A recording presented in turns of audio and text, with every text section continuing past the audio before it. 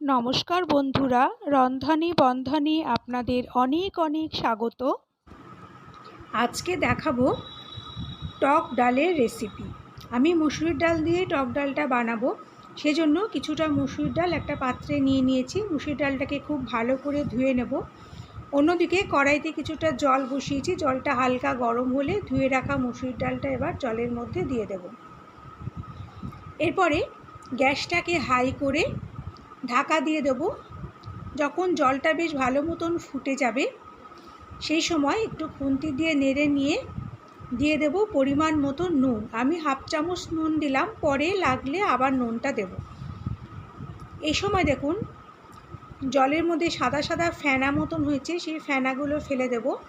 মুগ ডাল বা মুসুরির ডাল সেদ্ধ করলে জলের মধ্যে খুব সাদা ফেনা হয়, সেই ফেনাগুলো ফেলে দিতে হয়। সমস্ত ফেনা মোটামুটি ফেলা হয়ে গেলে ডালটাকে খুব ভালো করে একটু নেড়ে নিয়ে গ্যাসটা একদম সিমে করে ঢেকে দেব। কিছুক্ষণ পর দেখুন ডালটা কিন্তু হাফ সেদ্ধ হয়ে গেছে।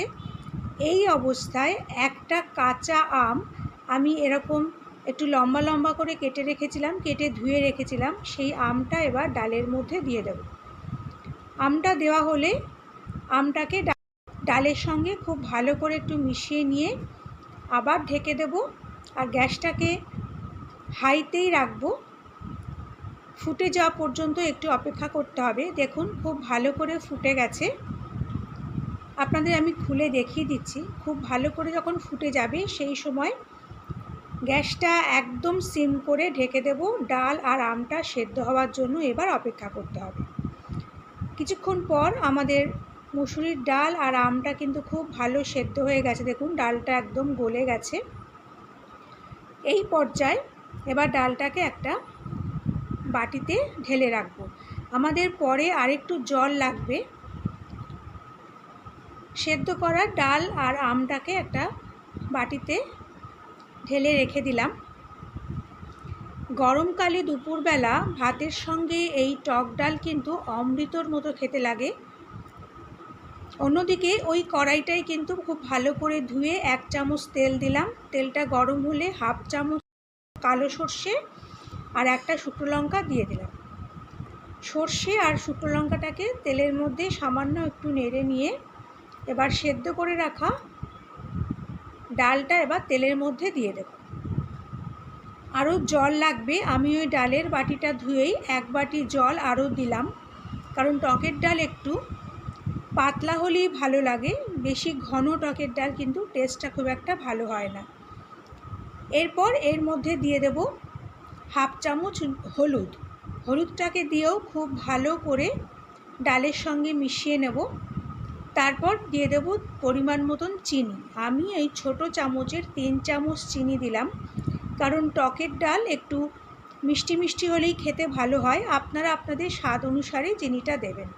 চিনিটা দিয়ে আবার খুব ভালো করে ডালের সঙ্গে মিশিয়ে নেব।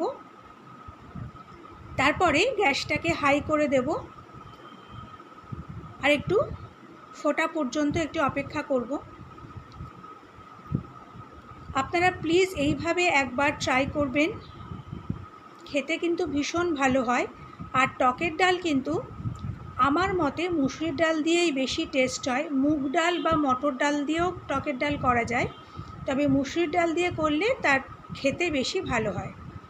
মাঝে মাঝে একটু নেড়ে দেব। গ্যাসটা কিন্তু হাই থাকবে। দেখুন খুব ভালো করে ফুটে উঠেছে। আমাদের টকের ডাল কিন্তু একদম রেডি।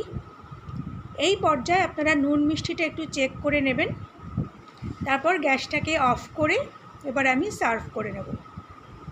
গরমকালে দুপুরবেলা ভাতের সঙ্গে এই মুসুরির ডাল দিয়ে করা টকের ডাল কিন্তু দারুণ লাগে খেতে।